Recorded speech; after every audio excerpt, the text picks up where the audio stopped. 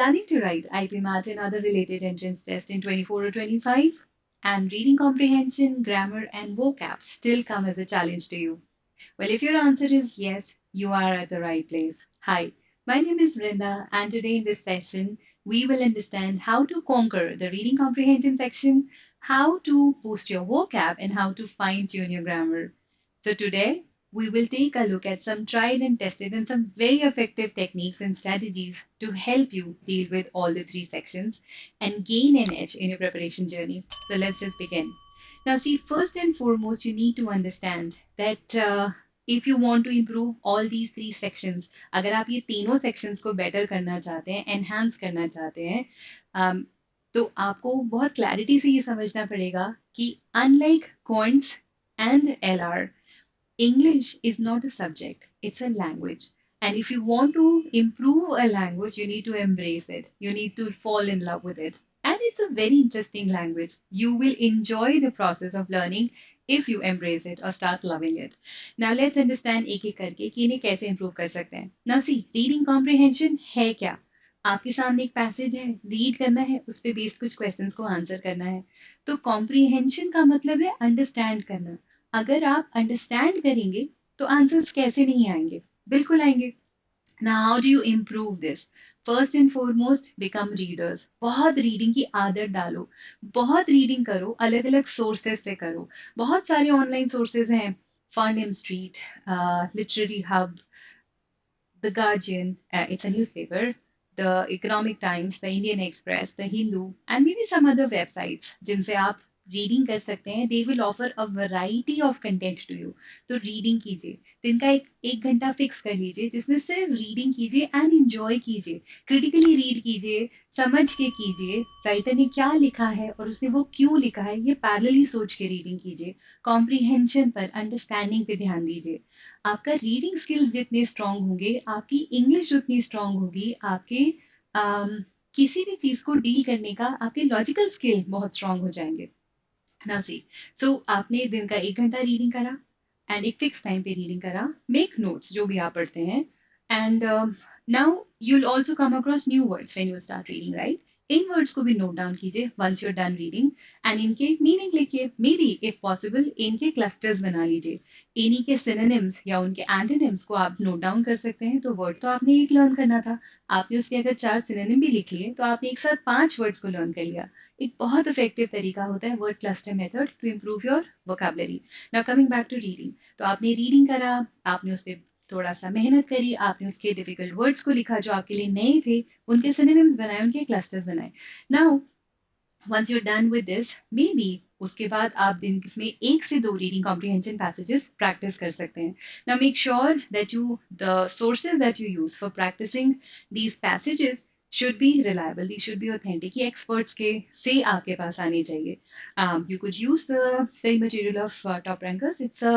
It's very well curated, keeping the demand of these entrance tests in mind. Now coming back to the sources. So आपने दिन के एक से दो passage fix करके रखिए कि इतने तो मुझे रोज प्रैक्टिस करने हैं. Now when you're dealing with reading comprehension, make sure that you can follow the QP approach, that is read the question first, understand the demand of the question, and then go back to the passage. Now, when you're reading, don't try to find the answers. Just read for comprehension. ध्यान से पढ़िए, समझ के पढ़िए. Keep marking or keep highlighting the important words. And then once you come to the questions, make sure that you eliminate the wrong answer choices. And let's say if it's an inference based question, तो उसके लिए आपको why of the passage समझ में आना चाहिए कि writer ने जो लिखा वो उसने क्यों लिखा. And you will be able to mark these answers. And अगर direct question है, specific detail का question है, so you can go back and forth. Specific detail questions को कभी भी रिटेंशन पे मार्क नहीं करना चाहिए. Go back and forth, see लिखा क्या था, गिवन क्या है, and then mark the answer with authority. No random guesses. So a good strategy to deal with reading comprehension passage, जब रीड करें तो व्हाट एंड व्हाई दोनों समझें and mark the answers with authority. Timer लगा के करें. 6 to 7 minutes पर passage is wise. उसके ऊपर या उससे कम नहीं कीजिए. इतना टाइम एक पैसेज को दीजिए. 2 passages a day and you will see a difference eventually. Now, when it comes to vocab, whatever new words you come across, maintain a dedicated notebook. वहाँ नए words को रोज लिखिए. अच्छा, word cluster method, as already discussed, is one good way of enhancing vocabulary. It's a smart way of enhancing vocabulary. Then you can use mnemonic techniques. तो कोई भी नया word जो आपको मिलता है, उसकी स्पेलिंग पे, उसकी प्रोनाउंसिएशन पे, उसके स्ट्रक्चर पे बेस्ड उस वर्ड को किसी भी चीज से रिलेट कीजिए. Anything that will help you remember the word. So use the mnemonic technique. It's also called the memory device. You associate this new word with anything that will help you remember the word. तो जब आप उस word को देखेंगे, आप उस चीज के बारे में सोचेंगे एंड आप उस वर्ड के मीनिंग को रिलेट कर पाएंगे. That's the mnemonic technique. And then last but not the least, one of my favorite methods to improve vocab is the root method. So you should know the root. There are so many sources जहाँ से आपको online roots मिल जाएंगे. And then root पे based जो नए words develop होते हैं. सो अगर आपको रूट का मतलब पता है तो आप उससे रिलेटेड वर्ड्स का मीनिंग एटलीस्ट इंटेलिजेंट वे में गेस कर पाएंगे, सोच पाएंगे कि इसका पॉसिबली मीनिंग क्या हो सकता है. सो एक रूट से आप 7 to 8 वर्ड्स एक बार में लर्न कर सकते हैं, समझ सकते हैं.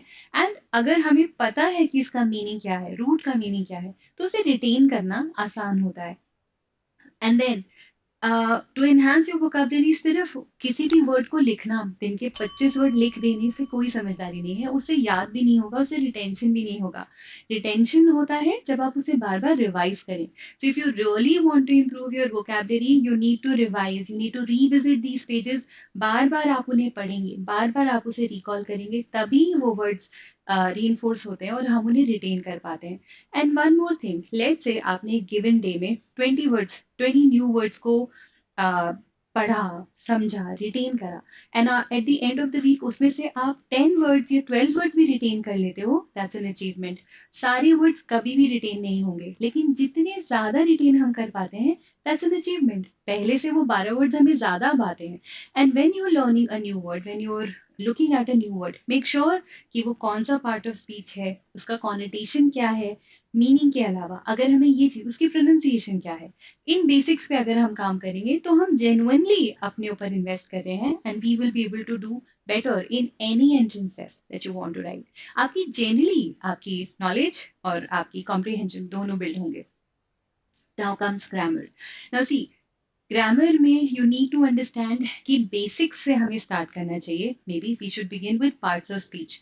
तो सारे के सारे पार्ट्स ऑफ स्पीच नाउ, और maybe the other important concept such as parallelism, modifier, voice, transformation of sentences as such. तो बेसिक से स्टार्ट करें. किसी भी कॉन्सेप्ट को जब आप पढ़ रहे हो तो मेक श्योर कि आप उसे कम से कम 1 से 1.5 घंटा रोज दो. लेट्स से आपने नाउन से स्टार्ट किया, उसके रूल्स पढ़िए, उसके सॉल्व एग्जाम्पल्स पढ़िए, उसकी प्रैक्टिस शीट पे काम कीजिए. Even if it takes 1.5 hours 2 hours in any given day, make sure अगर जरूरत पड़े तो नेक्स्ट डे उसको रिवाइज कीजिए अच्छी तरह. जब एक कॉन्सेप्ट बिल्ड हो जाए, rules, solve examples, practice sheet, then switch to another concept. maybe third day from now start pronouns or maybe tenses. मगर जिस भी कॉन्सेप्ट को उठाइए उसे thoroughly with rules, with solved examples, with practice sheet, उसको time दीजिए. And then a very good way to test what you've actually learned is writing any mock, any practice paper. कुछ भी practice test आप देंगे, एक mock उठा के लिख देंगे, you will be able to see कि आपका knowledge कितना build हुआ है, कितना आपने concepts को gain करा, retain करा और आप उसकी application पे काम कर पाए. Now see, बच्चों, एक चीज जो बहुत clearly हमें समझनी चाहिए किसी भी preparation के वक्त, कि ये एंट्रेंस टेस्ट सिर्फ ये देखते हैं कि हमारे कॉन्सेप्ट कितने स्ट्रांग है और हम उन्हें अप्लाई कर सकते हैं या नहीं कर सकते. तो कभी भी कुछ पढ़ें तो रोट मेमोराइजेशन हमारा एम नहीं होना चाहिए. कॉन्सेप्ट बिल्डिंग हमारा एम होना चाहिए, चाहे वो कॉम्प्रिहेंशन हो, चाहे वो कैब हो, चाहे वो ग्रामर हो. So work on building your concepts. Baba Ranchhod Das ने भी कहा था कि अगर आपकी एक्सीलेंस है तो कामयाबी तो झक मार के पीछे आएगी. This is no exception. So make sure that you work on excellence, work on quality and not quantity. And I think put all these things together, try and test your knowledge through these mocks, and I'm sure you will be able to see where you stand and gauge your achievement. So I think with this I come to the end of the session. I sincerely hope कि आपको ये चीजें काम की लगेंगी, आप इन्हें use कर पाएंगे और रिजल्ट देख पाएंगे अपने परफॉर्मेंस में. So if this anything you want us to share with you, please do write in the comment section below. Don't forget to like and subscribe. We will be back with lots more. Stay connected. Take care. Bye bye.